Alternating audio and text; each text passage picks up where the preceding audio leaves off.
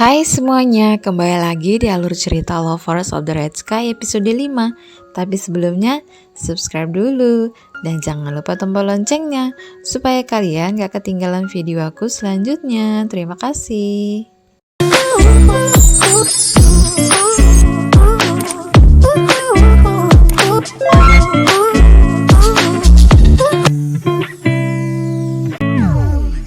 Di episode sebelumnya, kita tahu nih kalau Cheongi diselamatkan sama Haram dari Pak Jung dan kawan-kawannya. Walaupun sebenarnya Muyong asistennya Haram juga ngebantu Haram tanpa diketahui orang lain. Jadi, saat dua anak buah Pak Jung royok Haram dari arah depan dan belakang secara bersamaan, Muyong yang berada di antara kerumunan warga yang sedang nonton ngambil kacang ijo nih yang ada di depannya, lalu menyambit anak buah Pak Jung dengan sebutir kacang ijo sampai nggak berdaya. Setelah mengalahkan Pak Jung and the gang, akhirnya Cheongi pun bisa masuk ke Majukeon dengan bantuan Haram tanpa bisa dibantah sama penjaga yang bertugas di pintu masuk. Di dalam Majukeon, ada banyak orang yang lagi bersiap-siap untuk mengikuti pertandingan, dan kayaknya akan ada 3 kompetitor kuat yang akan jadi saingan Cheongi nantinya. Yang pertama, Biksu Mayu yang dikenal sebagai pelukis ulung. Yang kedua, ada Kang Hyeon yang dikenal sebagai sentuhan dewa. Lalu ada Sim bertopi bambu yang dikenal sebagai sentuhan ajaib. Selain orang-orang yang ikut kontes lukis, ada juga sebagian orang yang diundang sama Pangeran Meong sebagai juri. Dan sebagian lagi adalah orang yang melayani para tamu undangan yang menunjukkan tempat duduknya. Dan karena Cheongi ngelihat Haram sendirian, gak ada yang ngelayani Haram untuk ngasih tahu tempat duduknya, Cheongi pun menyodorkan diri untuk ngebantu Haram ke tempat para undangan. Setelah mengantarkan Haram ke tempat duduk para undangan, Cheongi pun pergi mencari tempat duduk yang sudah disediakan untuk para kontestan.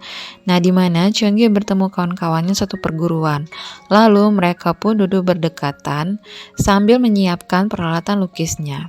Sedangkan Haram dibawa nih sama asistennya ke tempat para tamu penting setara Pangeran Johyang. Di sana, Haram mendengar suara tentara kerajaan yang sudah ngebunuh ayahnya. Setelah itu, kontes lukis pun diumumkan akan dimulai. Pertama-tama, biasalah kata sambutan dari yang punya acara, yaitu Pangeran Meong.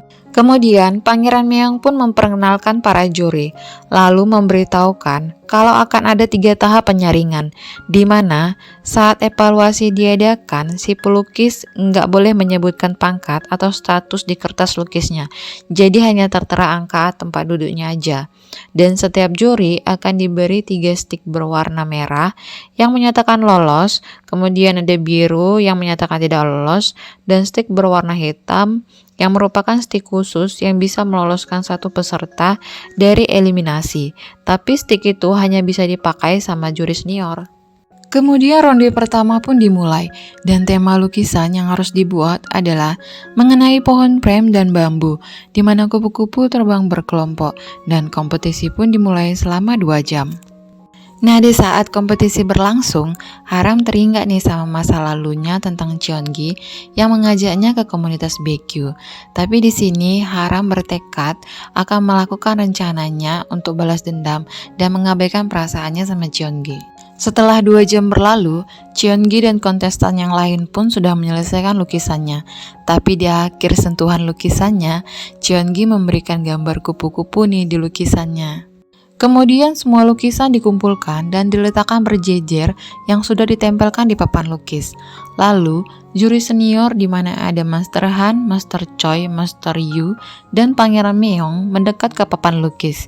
Lalu mereka mereview semua lukisan yang ada di situ dan menilainya, apakah lolos atau enggak. Kemudian, juri yang lain juga menilai dengan menunjukkan papan merah atau papan biru. Kalau yang paling banyak merah berarti lukisan tersebut lolos, tapi kalau paling banyak biru berarti lukisan tersebut gagal. Di ronde 1 ini, banyak pelukis yang gagal, dan saat menilai lukisan temannya Cheongi, temannya mendapat nilai yang bagus dan lolos.